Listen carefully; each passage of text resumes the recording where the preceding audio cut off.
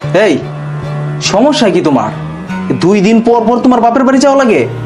হ্যাঁ, মানুষের কি আর বাপের বাড়ি নাই? তোমার সংসার আছে না? কি একটা আশ্চর্য বিষয়, বিয়ে হয়েছে এখন স্বামীর বাড়ি, তোমার সব কিছু হইতেই বাপের বাড়ি।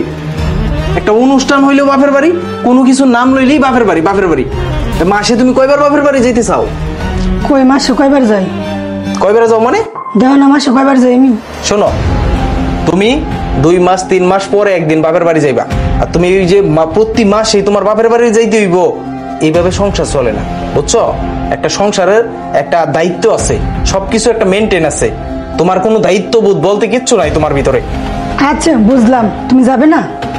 না, আমি যাব না। যেতে হয় তুমি একাই যাও। ঠিক আছে। এই শোনো, তুমি যখন যাচ্ছই একটা কথা বলে দিই, চাইতেছো যেভাবে একা, আর এই বাড়িতে আসার নাম লইবা না। যাও যাও, দেখমো বাপে কয়দিন তোমাকে খাওয়ায় আর কয়দিন পড়ায়।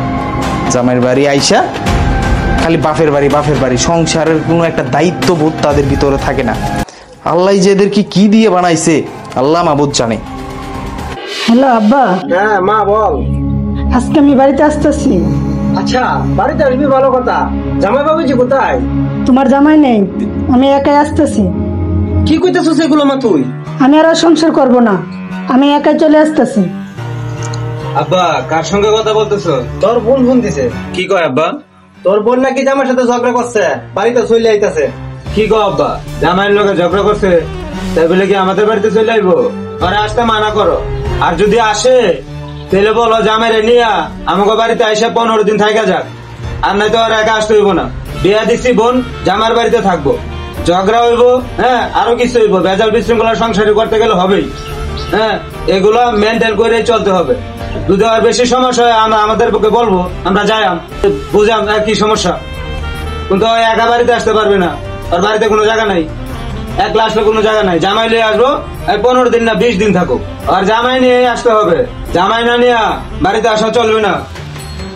হ্যাঁ মা শুন, তোর যদি আসতে হয় তাহলে জামাইকে নিয়ে আসতে হবে, জামাইকে ছাড়া তোমার এ বাড়িতে আসা চলবে না, এটা আমার শেষ কথা।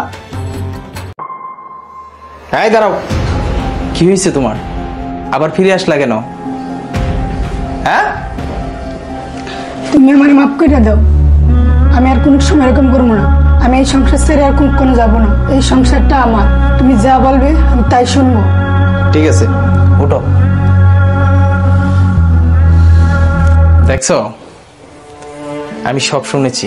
স্বামীর বাড়িটাই হচ্ছে আসল ঠিকানা। যখন তুমি তোমার বাপের বাড়িতে ছিলে তখন তোমার বাপের উপরে একটা দায়িত্ব ছিল, তার মেয়েকে বড় করতে হবে, একটা ভালো ছেলের হাতে তুলে দিতে হবে। আর তুমি যে তোমার বাপের কাছে ফোন দিছো সেটা আমি দূর থেকে শুনেছি। তোমার বাপে যেই কথাগুলো বলছে আমি শুনে খুব খুশি হলাম। আজ প্রত্যেকটা মেয়ের বাবা মা যদি এইভাবে কথা বলতো তাহলে আজকে এত ডিভোর্স, এত তালাক হতো না। বুঝতে পারছো?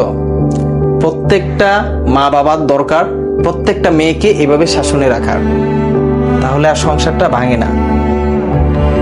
এই যে আমাদের সমাজে এত ডিভোর্স হচ্ছে, এত তালাক হচ্ছে, কিসের জন্য হচ্ছে জানো? মায়ের জন্য। মাই বলে যে মা তুই চলে আয়, ওর সংসার করতে হইব না, তখনই সংসারটা ভেঙে যায়। বুঝতে পারছো? আজকে তোমার বাবাকে আমি স্যালুট জানাই, সম্মান করি।